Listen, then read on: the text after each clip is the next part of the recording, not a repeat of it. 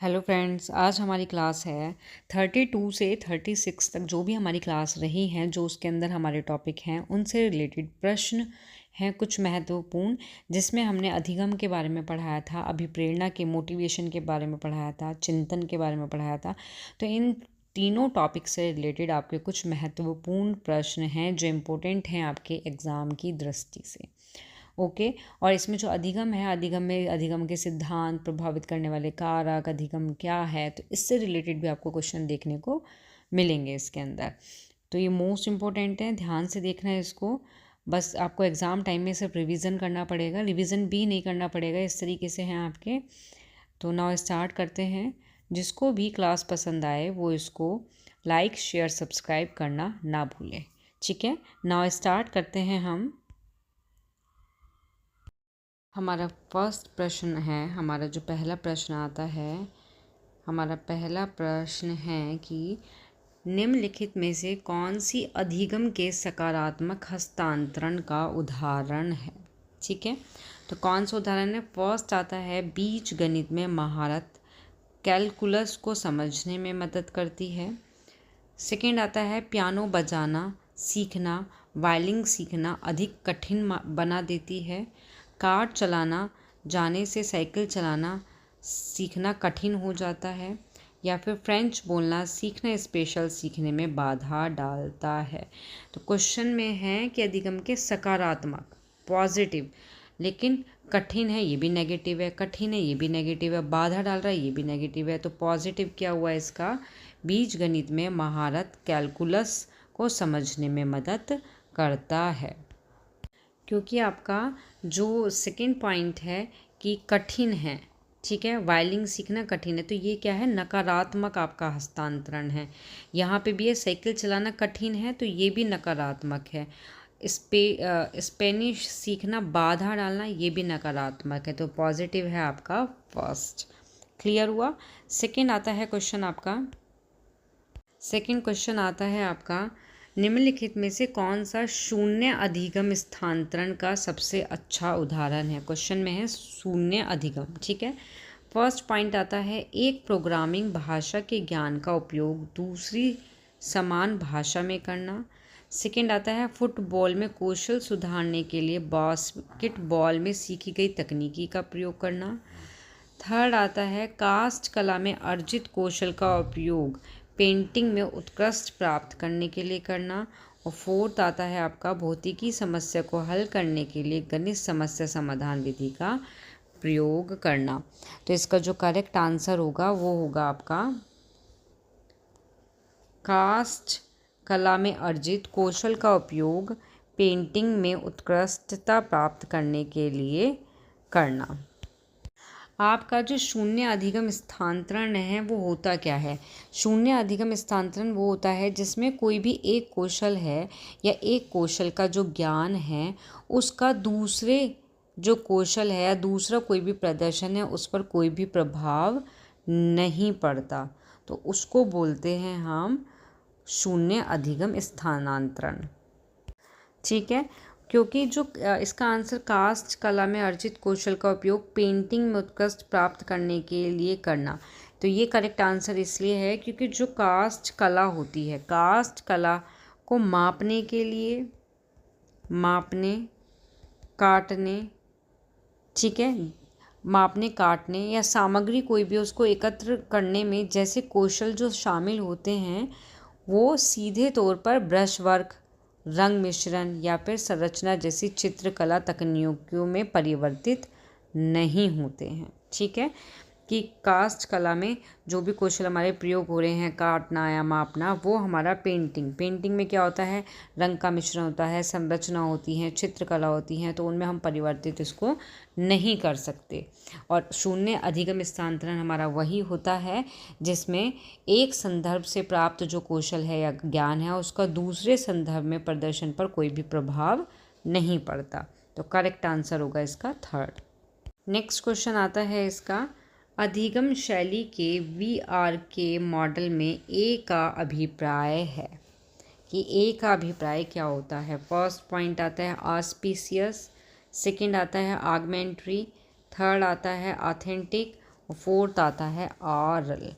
तो इसका जो करेक्ट आंसर होगा वो क्या होगा? इसका करेक्ट आंसर, तो इसका करेक्ट आंसर होगा आपका ऑरल। क्या होगा इसका करेक्ट आंसर? ऑरल, क्योंकि इसमें क्या होता है, मौखिक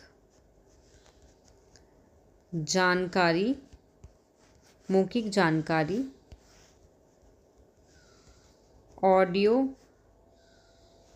ऑडियो रिकॉर्डिंग सुनना या चर्चा में भाग लेना पसंद करता है, ये सभी आता है हमारा ए के अंदर। तो अधिगम शैली VAR के मॉडल में ए का जो अभिप्राय होता है वो होता है ऑरल से। ठीक है, आपको सबके मीनिंग पता होने चाहिए। वी का मतलब होता है विजुअल, ठीक है। ए का मतलब होता है आपका ऑरल, आपका आर का मतलब होता है राइट या रीड, और आपका के का मतलब होता है किनेस्थेटिक। ठीक है, क्वेश्चन में आपका ये भी आ सकता है, अधिगम शैली में VR के मॉडल में वी का मतलब बताओ, क्या अभिप्राय है, या फिर ए का बताओ, आर का बताओ, के का बताओ, किसी भी चीज़ का पूछ ले तो आपके ये हैं, इनका जो मीनिंग है वो ये है, तो आपको पता होना चाहिए। ओके, नेक्स्ट क्वेश्चन आता है हमारा। नेक्स्ट क्वेश्चन है हमारा, अधिगम के मानवतावादी उपांगम निम्नलिखित में से कौन सा है? फर्स्ट आता है, यह बेहतर अधिगम हेतु आत्म प्रेरण बल देता है, सही बात है ये। सेकंड आता है, इस बल उच्च स्तर के अधिगम पर होता है, कि जो इसका जो बल होता है वो उच्च स्तर के अधिगम पर होता है, ये भी करेक्ट है। यह जिज्ञासा को प्रोत्साहित करता है, ये भी करेक्ट है आपका। उसके बाद आता है आपका, यह अधिगम करता कि अभिक्रियाशीलता को बढ़ावा देता है, ये भी करेक्ट है। उसके बाद आता है आपका, इसका मानना है कि अधिगम तब प्रभावी हो जाता है जब यह आवश्यकता आधारित होता है, तो ये भी करेक्ट आंसर है। तो इसके जो ऑप्शन है वो है AD। नेक्स्ट ऑप्शन आता है इसका BCE, थर्ड ऑप्शन है ABCDE, और फोर्थ ऑप्शन है इसका केवल B और D। तो इसका करेक्ट आंसर है आपका ABCDE, के सारे इसके करेक्ट आंसर हैं। ओके, नेक्स्ट क्वेश्चन आता है आपका, फ्लेमिंग के VAR के अधिगम निर्देशन के अनुसार कौन सी अधिगम शैली होती है? तो ये आपको पता होना चाहिए। अभी मैंने VAR के में ए का मीनिंग बताया था जो मौखिक रूप से था, तो आपका जो मौखिक है वो किसके अंदर आ रहा है? इसके अंदर भी आ रहा है। मौखिक यहाँ आ रहा है, नहीं आ रहा। मौखिक यहाँ आ रहा है, और मौखिक इसमें आ रहा है तो नहीं आ रहा। तो ये तो इसके इनकरेक्ट आंसर हुए। ठीक है, अब इन दोनों में से देखते हैं कि कौन सा करेक्ट आंसर है। नहीं, इसमें हमने ये ऑप्शन नहीं देखा, सॉरी। इसके अंदर पठन यहाँ पे भी तो आ रहा है मौखिक रूप से, तो पढ़ रहे हैं हम, यहाँ पे भी तो मौखिक रूप से पढ़ रहे हैं, तो पठन यहाँ पे भी मौखिक भी है, ये भी है। तो हम इसको फिर से देखते हैं इसमें। तो इसका करेक्ट आंसर आपका क्या होगा? फर्स्ट आपका मौखिक सहायक गतिबोधक पूर्व अभ्यास, सेकंड आता है दृश्यक श्रवण ऑडिटरी या फिर पठन लेखन गतिबोधक, थर्ड आता है मौखिक संवर्धन पूर्वव्यापी गतिज, फोर आता है दृश्य अवधि ऑगमेटरी पठन गतिज। तो इसका करेक्ट आंसर क्या होगा आपका? करेक्ट आंसर होगा आपका, करेक्ट आंसर इज इसका सेकेंड, कि ये क्या होता है, अधिगम निर्देशन के अनुसार कौन सा अधिगम शैलियाँ हैं। तो इसका जो दृश्यक भी है जिसको विजुअल भी बोलते हैं, आपका श्रवण, ये हो गया आपका ए, हो गया आपका श्रवण। उसके बाद आ गया आपका लेखन या फिर आपका पठन आ गया, तो ये आ गया आपका आर के अंदर, रीड के अंदर। और उसके बाद आपका आता है गतिबोधक, जिसके अंदर जो आता है के। तो VAR के का मतलब आपका यही आता है। बी का मतलब है दृश्य, कि सीखने की शैली में क्या होती है, नई अवधारणा को सीखने या समझने के लिए कोई भी चार्ट वीडियो जैसे दृश्य साधनों का क्या किया जाता है, उपयोग किया जाता है। ठीक है, उसके बाद आता है आपका इसमें श्रवण, जिसको हम ए से रिप्रेजेंट करते हैं। इस सीखने की शैली में क्या होता है, सुनने और सुनने के माध्यम से सीखना शामिल किया जाता है। उसके बाद आता है आपका पठन, मीन्स रीड, इस सीखने की शैली में क्या होता है, पढ़ना और लिखने के माध्यम से सीखना शामिल होता है, जैसे नोट्स का लेखन, निबंध का लेखन। उसके बाद आता है आपका गतिबोधक, जिसको हम के से डिनोट प्रदर्शित करते हैं। इस सीखने की शैली में शारीरिक गतिविधियां और जो क्रियाकलाप के माध्यम से सीखते हैं, जैसे लाइक फॉर एग्जांपल प्रयोग करना। ठीक है, इसमें क्या आता है आपका प्रयोग करना। लेखन या फिर पठन में आता है आपका नोट्स लेना। ठीक है, श्रवण के अंदर आपका आता है इसमें कोई भी चर्चा करना या कोई भी व्याख्या करना। और इसके अंदर आता है, दृश्य के अंदर आता है आपका चार्ट, कि चार्ट हो या ग्राफ हो या कोई भी वीडियो हो, ये इन सब का उपयोग किया जाता है इसमें। ठीक है, तो नेक्स्ट क्वेश्चन आता है आपका। नेक्स्ट क्वेश्चन है इसमें, निम्नलिखित में से कौन सी प्रक्रिया बाल्यावस्था के दौरान सीखने से संबंधित नहीं है। बाल्यावस्था के, तो बाल्यावस्था में पूर्व अनुभव, चिंतन, कल्पना, तर्क, तो इसमें से कौन सी नहीं है। तो इसका करेक्ट आंसर होगा आपका तर्क, कि बाल्यावस्था में के दौरान सीखने से संबंधित क्या नहीं होता, तर्क नहीं होता आपका। ठीक है, क्योंकि इसमें आपका क्या है, पूर्व अनुभव भी होता है, कि बच्चे अपने पूर्व अनुभव से ही क्या करते हैं, सीखते हैं। यह पहचान प्रदान करते हैं कि हम अच्छे और जिम्मेदार व्यक्ति के मॉडल दिखाते हैं समथिंग, मतलब इसमें यही पूर्व अनुभव से भी सीखता है इसमें बच्चा। सेकंड आता है चिंतन। इसमें क्या है, चिंतनशील अभ्यास जो है वो प्रारंभिक बाल्यावस्था के पेशेवर को अपने स्वयं के अभ्यास की एक महत्वपूर्ण समझ विकसित करता है। ठीक है, उसके बाद आता है कल्पना। कल्पना बच्चों में क्या करती है, सामाजिक, संवेगात्मक, शारीरिक, भाषाएं, इन सब चीज़ में, इनके विकास में या फिर समस्या के समाधान में क्या करती है, सहायता करती है। लेकिन जो आपका तर्क आता है, तर्क क्या है, वो बाल्यावस्था के दौरान संबंधित नहीं है। ओके, नेक्स्ट क्वेश्चन आता है। नेक्स्ट क्वेश्चन है आपका, शिक्षार्थी की त्रुटि किसका संकेत देती है, वे कैसे सीखते हैं। सेकंड, एक यांत्रिक अभ्यास की आवश्यकता, सीखने का अभाव, और शिक्षार्थी की सामाजिक और आर्थिक स्थिति। तो करेक्ट आंसर होगा इसका, वे कैसे सीखते हैं। जो सीखने की त्रुटि किसकी ओर संकेत करती है, कि वो कैसे सीखते हैं। नेक्स्ट क्वेश्चन आता है आपका, इम्पोर्टेंट क्वेश्चन है ये आपका, निम्नलिखित में से कौन अधिगम के अंतर्दृष्टि सिद्धांत के प्रतिपादक हैं। कॉहलर, थॉर्नडाइक, स्किनर या फिर पावलोव। तो करेक्ट आंसर होगा इसका कॉहलर, कि जो कॉहलर हैं वो क्या हैं, अधिगम अंतर्दृष्टि सिद्धांत के क्या हैं, वो प्रतिपादक हैं। क्लियर हुआ, क्योंकि जो आपके थॉर्नडाइक हैं वो हैं आपके, जो थॉर्नडाइक हैं वो तो प्रयत्न भूल सिद्धांत के प्रतिपादन, या फिर हम बोल सकते हैं संबंधवाद के। ठीक है, मैंने थ्योरी में आपको कराया, बहुत सारे इनके नाम लिखाए हैं, तो आपको नाम याद होने चाहिए। थर्ड आता है आपका स्किनर। तो जो स्किनर हैं वो किसके हैं, क्रिया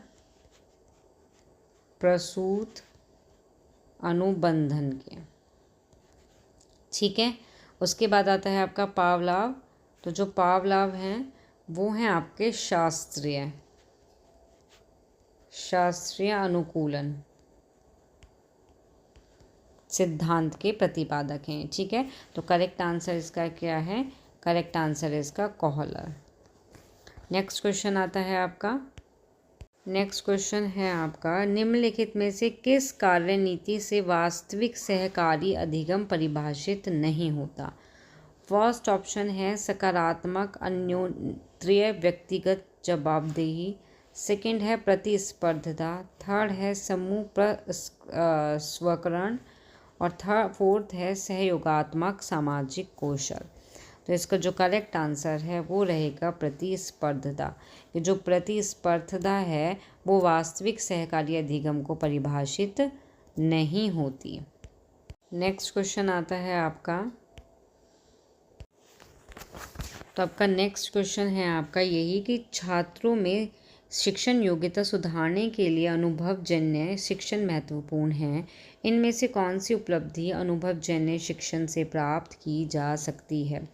फर्स्ट ऑप्शन ज्ञानेंद्रीय अनुभव, सेकंड ठोस अनुभव, फोर्थ अंकों में वृद्धि और डी कौशल प्रक्रिया में सुधार। तो इसका करेक्ट आंसर होगा आपका ABD कि आपका ज्ञानेंद्रीय का अनुभव, ठोस अनुभव और कौशल प्रक्रिया में सुधार। तो इसका ये करेक्ट आंसर होगा। नेक्स्ट क्वेश्चन आता है आपका, एक अधिगम वक्र डैश एक चित्र में रूपांतरण है। फर्स्ट रुचि बनाम ध्यान, सेकंड प्रेरणा बनाम अधिगम, थर्ड प्रदर्शन बनाम समय या फिर फोर्थ उपलब्धि बनाम आदत। तो इसमें पूछा गया है कि चित्र में रूपांतरण है, तो करेक्ट आंसर होगा इसका प्रदर्शन बनाम समय। ठीक है, करेक्ट आंसर क्या होगा इसका? प्रदर्शन बनाम समय। तो आपका जो एक अधिगम वक्र है ये एक चित्र में रूपांतरण है जो किसी भी गतिविधि में क्या करता है? सुधार की जो कमी को क्या करता है? इंगित करता है। ओके, नेक्स्ट क्वेश्चन है इसमें, नेक्स्ट क्वेश्चन आता है शिक्षार्थी के जीवन में शिक्षा किस बिंदु पर शुरू होती है? फर्स्ट स्कूल में जब छात्र बोलता है, सेकंड जब छात्र घर पर बोलता है, थर्ड जब छात्र पुस्तक पढ़ता है, फोर्थ जब छात्र समाज के सदस्यों के संवाद करता है। तो करेक्ट आंसर होगा इसका जब छात्र घर पर बोलता है। शिक्षार्थी के जीवन में शिक्षा किस बिंदु से शुरू हो रही है? तो शुरुआत कहाँ होती है?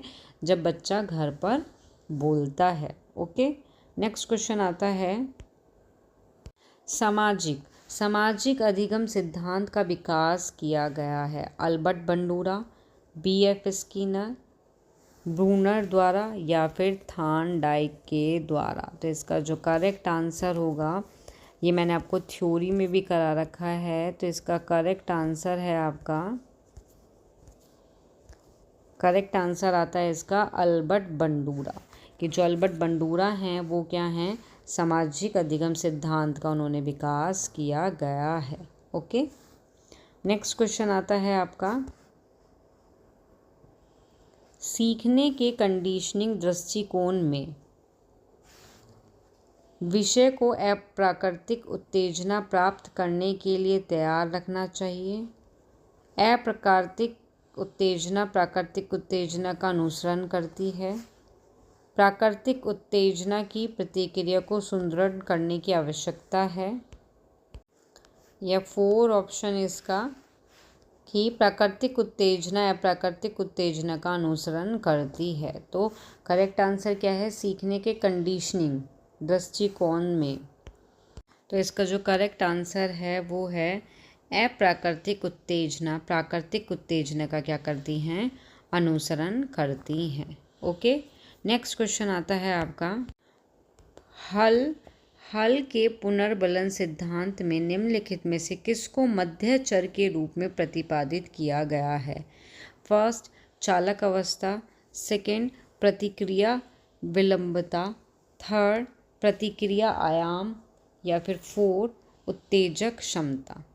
तो इसका करेक्ट आंसर क्या होगा? उत्तेजक क्षमता। क्या होगा इसका करेक्ट आंसर? उत्तेजक क्षमता। ओके, नेक्स्ट क्वेश्चन आता है आपका, नेक्स्ट क्वेश्चन इज स्किनर के ऑपरेटर कंडीशनिंग में व्यवहार को आकार देने में निम्नलिखित में से किस सिद्धांत का उपयोग किया गया है? फर्स्ट प्रतिक्रिया को सरल और विशिष्ट रखने का, सेकंड प्रतिक्रिया को कोमल और मधुर रखने का, थर्ड क्रमागत सन्निकटन का सिद्धांत, फोर्थ इनाम और सजा का सिद्धांत। तो स्किनर के ऑपरेटर कंडीशनिंग में व्यवहार को आकार देने में क्रमागत सन्निकटन का सिद्धांत का उपयोग किया जाता है। ओके, नेक्स्ट क्वेश्चन आता है ऑपरेट कंडीशनिंग के अधिगम सिद्धांत के अनुसार स्थायी अधिगम के लिए सबसे प्रभावी पुनर्बलन अनुसूची कौन सी है? फर्स्ट, निरंतर पुनर्बलन देना। सेकंड, निश्चित अनुपात पुनर्बलन। थर्ड, चर अनुपात पुनर्बलन। और फोर्थ है निश्चित अंतराल पुनर्बलन। तो करेक्ट आंसर होगा इसका चर अनुपात पुनर्बलन। ओके, नेक्स्ट क्वेश्चन आता है आपका। नेक्स्ट क्वेश्चन इज निम्नलिखित में से किसने वैज्ञानिक प्रबंधन सिद्धांत को प्रतिपादित किया है? फर्स्ट, गुलिक और उरिक ने। Second, F.W. टेलर ने। थर्ड, एल्टन मेयो ने। फोर्थ, पीटर ड्रकर ने। तो करेक्ट आंसर होगा इसका F.W. टेलर ने। ओके, नेक्स्ट क्वेश्चन है अधिगम के सिद्धांत के विकास में सही क्रम कौन सा है? फर्स्ट है थार्नडाइक, पावलाव, स्किनर का क्रिया प्रसूत, टॉलमैन का संकेत, गस्टॉल्ट संज्ञानवादी सिद्धांत और रचनावादी सिद्धांत। सेकंड आता है स्किनर का क्रिया प्रसूत, फिर शास्त्रीय अनुबंधन, रचनावादी सिद्धांत और संज्ञानात्मक सिद्धांत। थर्ड आता है थार्नडाइक, स्किनर का क्रिया प्रसूत, सामाजिक सिद्धांत या संज्ञानात्मक सिद्धांत। नेक्स्ट है आपका शास्त्रीय अनुबंधन, क्रिया प्रसूत, गेस्टाल्ट सिद्धांत, संबंध या फिर रचनावादी सिद्धांत। तो जो अधिगम का क्रम है, तो सबसे पहले कौन सा अधिगम का सिद्धांत आया था आपको पता होना चाहिए। जो करेक्ट आंसर होगा वो होगा फर्स्ट, क्योंकि सबसे पहले थार्नडाइक का संबंधवाद, देन फिर पावलाक, फिर स्किनर, फिर टॉलमैन संज्ञानवादी और रचनावादी सिद्धांत। तो अधिगम के सिद्धांत के विकास का जो सही क्रम है वो ये है, फर्स्ट आएगा। ठीक है, क्वेश्चन आ सकता है ये। नेक्स्ट क्वेश्चन आता है E.L. थार्नडाइक के अभ्यास का नियम का अर्थ है। क्या है अर्थ? नियम का अर्थ, फर्स्ट, अधिगम तब होता है जब छात्र सीखने के लिए तैयार हो। सेकंड, अधिगम तब होता है जब छात्र पुरस्कृत होता है। थर्ड, अधिगम प्रतिधारण के लिए गतिविधि की पुनरावृत्ति है। और 4 पॉइंट आता है कि अधिगम तब होता है जब छात्र को दंडित किया जाता है। सीखना, तो इसमें क्या होता है, इसमें क्वेश्चन में थार्नडाइक के अभ्यास के नियम का अर्थ। तो पुनरावृत्ति, अभ्यास में क्या है, बार बार किसी चीज़ का अभ्यास करते हैं, पुनरावृत्ति तो करते हैं कि अधिक प्रतिधारण के लिए जो गतिविधि की क्या करते हैं, पुनरावृत्ति करते हैं। तो इसका करेक्ट आंसर होगा थर्ड। ओके, नेक्स्ट क्वेश्चन आता है आपका, निम्नलिखित में से कौन सी विधि सिद्धांत करके सीखने पर आधारित है? फर्स्ट आता है व्याख्यान सह चर्चा विधि। सेकंड आता है समस्या समाधान विधि। थर्ड आता है आगमनात्मक और निगमनात्मक विधि। फोर्थ आता है विश्लेषण और संश्लेषण विधि। करके सीखने पर, व्याख्यान में हम कर थोड़ा रहे, व्याख्या की चर्चा चल रही है। इसमें आगमन में क्या है, पहले भैया क्या नाम है, उदाहरण दिए जा रहे हैं, फिर नियम दिए जा रहे हैं। इसमें क्या है, नियम दिए जा रहे हैं, फिर उदाहरण दिए जा रहे हैं। कर का सीखना, विश्लेषण संश्लेषण, विश्लेषण में किसी चीज़ को तोड़ा जा रहा है, संश्लेषण में उसको जोड़ा जा रहा है। क्वेश्चन पे ध्यान देना, इसमें लिखा है करके सीखना, तो समस्या समाधान विधि इज करेक्ट आंसर इसका। ठीक है, इसमें क्या होता है, समस्या समाधान, कोई भी समस्या है उसका प्रॉब्लम इंसान कोई करता है तो करके सीखता है उसको। ठीक है, तो इसका आंसर यही होगा। नेक्स्ट क्वेश्चन आता है आपका,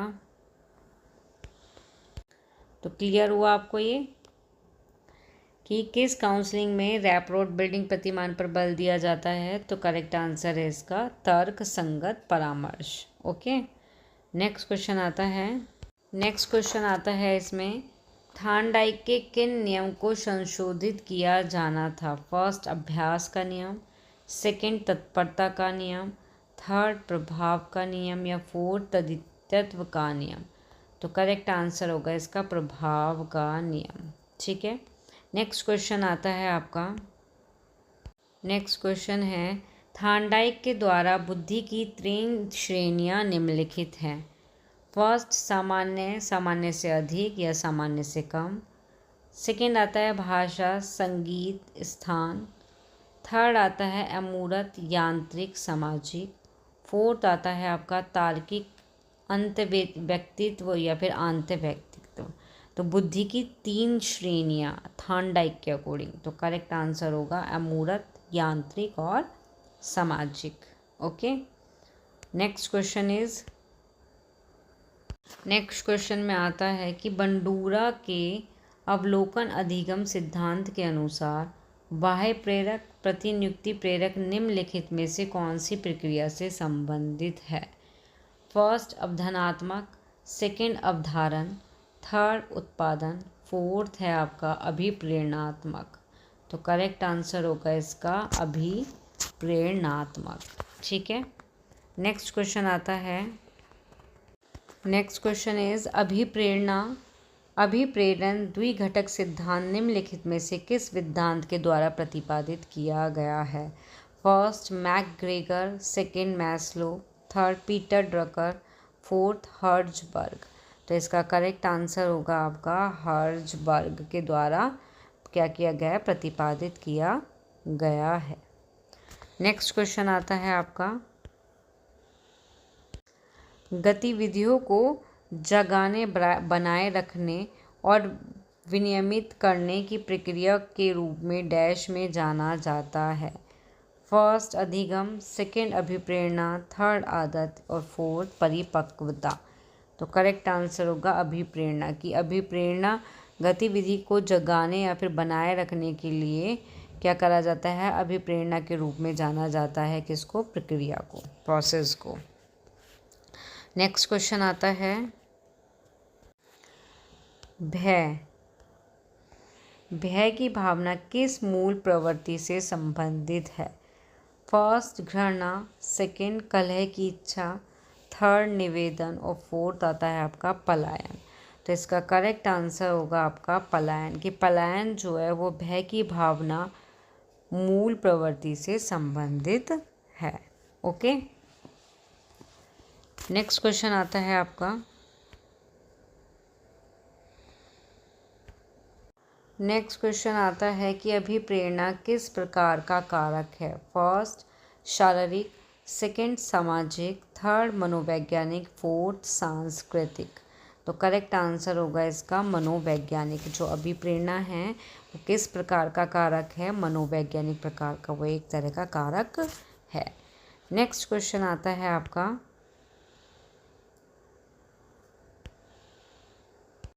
नेक्स्ट क्वेश्चन इज अभिप्रेरण अंतर्नोदन न्यूनता सिद्धांत किसने दिया था? फर्स्ट हल ने, सेकंड फ्रायड ने, थर्ड मास्लो ने और फोर्थ कैप्सन ने। तो किसने दिया था इसको? हल ने। ठीक है, नेक्स्ट क्वेश्चन आता है आपका, नेक्स्ट क्वेश्चन इज निम्नलिखित में से कौन सा प्रश्न किसी छात्र की आलोचनात्मक चिंतन कौशल का सर्वोत्तम मूल्यांकन करता है? फर्स्ट आपकी पसंदीदा पुस्तक के मुख्य पात्र का नाम क्या है? आपके अनुसार पुनः चक्रण क्यों महत्वपूर्ण है और यह हमारे पर्यावरण के लिए किस प्रकार लाभदायक है? इंद्रधनुष के रंग क्या हैं? या पृथ्वी पर कितने महाद्वीप हैं? आलोचनात्मक चिंतन। तो इसका करेक्ट आंसर होगा आपका ये सेकंड। आपके अनुसार पुनः चक्रण क्यों महत्वपूर्ण है और ये हमारे पर्यावरण में किस तरीके से लाभदायक है। ओके, नेक्स्ट क्वेश्चन आता है हमारा, नेक्स्ट क्वेश्चन आता है हमारा, विद्यार्थी में समालोचनात्मक चिंतन विकसित करने के लिए एक शिक्षक को ऐसे सवाल देने चाहिए जिनमें निष्कर्ष और व्याख्या शामिल हो। सेकंड, ऐसे सवाल से बचना चाहिए। तो जो बचना है तो ये तो इनकरेक्ट है। केवल ऐसे सवाल पूछने चाहिए जिनका एक ही उत्तर हो, केवल जहाँ गया वो भी इनकरेक्ट है। फोर्थ आता है विद्यार्थी को उनके संदेह और सवाल पूछने के लिए हतोत्साहित करना चाहिए। तो ये भी इनकरेक्ट है। तो इसका करेक्ट आंसर हुआ इसका ऐसे सवाल देने चाहिए जिसके निष्कर्ष और व्याख्या क्या हो? शामिल हो। नेक्स्ट क्वेश्चन आता है आपका, निम्नलिखित में से कौन सा प्रश्न विश्लेषणात्मक चिंतन को बढ़ावा देता है? फर्स्ट, भारत की कुल जनसंख्या कितनी है? सेकंड, भारत में जनसंख्या वृद्धि के कारण? थर्ड, भारत की राजधानी क्या है? फोर्थ, भारत में कितने राज्य हैं? तो चिंतन की बात हो रही है। भारत की कुल जनसंख्या कितनी है? तो वन वर्ड में आंसर आ गया। राजधानी कौन सी है? वन वर्ड में आ गया। कितने राज्य हैं? ये भी वन वर्ड में आ गया। लेकिन विभिन्न कारण क्या हैं? क्या कारण हो सकता है भाई जनसंख्या वृद्धि हो रही है? ये कारण हो सकता है, वो हो सकता है। तो ये है विश्लेषणात्मक चिंतन को बढ़ावा देता है। ओके, नेक्स्ट क्वेश्चन आता है। नेक्स्ट क्वेश्चन इज, निम्नलिखित में से कौन सा प्रश्न बच्चों में विवेचनात्मक चिंतन को बढ़ावा देने का उदाहरण है? फर्स्ट, पता करो कि तटीय इलाके में रहने वाले लोग क्या खाते हैं, वे क्यों? सेकंड, भारत के 10 राज्यों के नाम। थर्ड, 2 से 10 तक के पहाड़े लिखो। फोर्थ, दी गई वस्तु का सुमरन करके वाचन करो। तो करेक्ट आंसर होगा इसका, पता करो तटीय इलाके में रहने वाले लोग क्या खाते हैं और क्यों। ठीक है, नेक्स्ट क्वेश्चन आता है आपका, एक 5 वर्ष के बालक का चिंतन निम्न में से किस प्रकार होता है? फर्स्ट, परावर्ती चिंतन। सेकंड, निर्देशित चिंतन। थर्ड, मूर्त चिंतन। या फोर्थ, तार्किक चिंतन। एक 5 वर्ष के बच्चे का, तो करेक्ट आंसर होगा निर्देशित चिंतन। नेक्स्ट क्वेश्चन आता है, एक प्रकार की चिंतन जिसमें अनुभव के साथ संवेदना की व्याख्या की जाती है क्या कहलाता है? फर्स्ट, परावर्तक चिंतन। सेकंड, अवधारणात्मक चिंतन। थर्ड, सृजनात्मक चिंतन। या फोर्थ, आलोचनात्मक चिंतन। तो इसका करेक्ट आंसर होगा आपका अवधारणात्मक चिंतन। ओके, नेक्स्ट क्वेश्चन आता है, रीना कक्षा में दी गई समस्या को सुलझाने के लिए अलग अलग तरकीबों के बारे में सोचती है। यह निम्नलिखित में से किसका प्रतीक है? मानसिक क्षति, कम बोधगम्यता, अभिसारी सोच या अपसारी सोच। तो इसका करेक्ट आंसर होगा आपका अपसारी सोच। मैंने अपसारी सोच और अभिसारी सोच के बारे में भी आपको, चिंतन के बारे में या सोच के बारे में आपको बताया है, क्लियर किया है थ्योरी में। नेक्स्ट क्वेश्चन आता है आपका, एक शिक्षक जो अन्य दृष्टिकोण से रचनात्मक अभिव्यक्ति अच्छा मिश्रण करता है, वह बच्चों को किस सोच के लिए प्रोत्साहित करता है? तो करेक्ट आंसर इज अपसारी सोच। ठीक है, नेक्स्ट क्वेश्चन, तो यहाँ पे क्या है आंसर इसका? अपसारी चिंतन। ठीक है, तो ये हैं आपके इम्पोर्टेंट क्वेश्चन जो एग्ज़ाम के लिए मोस्ट इम्पोर्टेंट हैं। बाकी जो मैंने थ्योरी कराई है उसको भी एक बार रिवीजन करके जाना, उसमें से भी कुछ क्वेश्चंस आ सकते हैं। यहाँ मैंने सिर्फ इम्पोर्टेंट लिखाए हैं, इम्पोर्टेंट के बारे में डिस्कस क्लियर करा है थोड़ा, लेकिन आपको वो थ्योरी जो है वो भी पता होनी चाहिए, कहीं से कुछ भी क्वेश्चन पूछ लिए जाएंगे। ओके, जिसको भी वीडियो पसंद आई हो वो इसको लाइक शेयर सब्सक्राइब करना ना भूले। यहाँ आपकी जो यूनिट 2 है ये कंप्लीट होती है। अब बस आपकी रीट एग्ज़ाम की आपकी सिर्फ यूनिट 3 बचती है, जिसको हम कंप्लीट करा देंगे इन 5 डेज़ में। बाकी के जो दिन बचेंगे उसमें हम रीट की हम क्या कराएंगे?